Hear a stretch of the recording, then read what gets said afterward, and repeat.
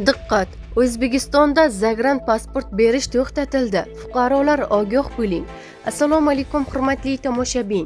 Tezkor yangiliklardan birinchilardan bo'lib xabardor bo'lishni istasangiz, videomiz ostida bir dona like va podpisatsiya tugmachasini bosib qo'yishni unutmang.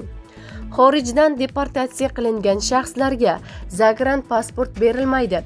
Bu haqida mehnat migratsiyasi jarayonlarini takomillashtirish bo'yicha qo'shimcha chora-tadbirlar to'g'risidagi hukumat qarorida so'z boradi.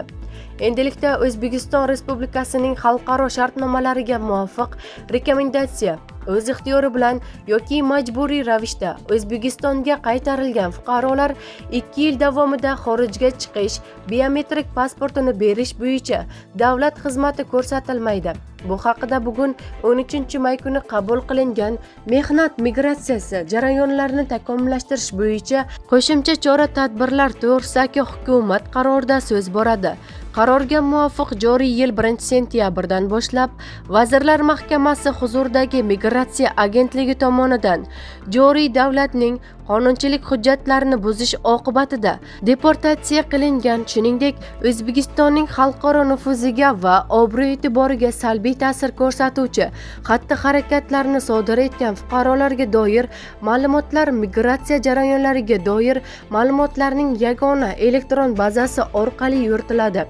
Yagona ma'lumotlar bazasiga elektron reyestr sifatida quyidagilar kiritilgan: O'zbekiston Tashqi ishlar vazirligi tomonidan xorijdagi diplomatik vakolatxonalar va konsullik muassasalaridan olingan ma'lumotlar, O'zbekiston Ichki ishlar vazirligi tomonidan xalqaro shartnomalarga muvofiq rekomendatsiya qilingan shaxslar haqidagi ma'lumotlar, Vazirlar Mahkamasi huzuridagi Migratsiya agentligi va uning xorijdagi vakolatxonalaridan olingan ma'lumotlar, O'zbekiston Respublikasining xalqaro shartnomalariga muvofiq rekomendatsiya qilingan fuqarolarga O'zbekiston Prezidentining O'zbekiston Respublikasi fuqarosining xorijga chiqish biometrik pasportini rasmiylashtirish va berish tizimini yaratish hamda O'zbekiston Respublikasi biometrik pasport tizimini modernizatsiya qilishga doir qo'shimcha chora-tadbirlar to'g'risidagi qaror bilan tasdiqlangan. O'zbekiston Respublikasi fuqarolarining xorijga chiqish tartibi to'g'risidagi nizomga muvofiq 2 yil davomida xorijga chiqib biometrik pasportini berish bo'yicha davlat xizmati ko'rsatilmaydi. Bunda rekomendatsiya qilingan fuqarolarga chet elga chiqishi uchun biometrik pasportni rasmiylashtirib beriladigan istisno holatlar O'zbekiston Ichki ishlar vazirligi tomonidan belgilanadi.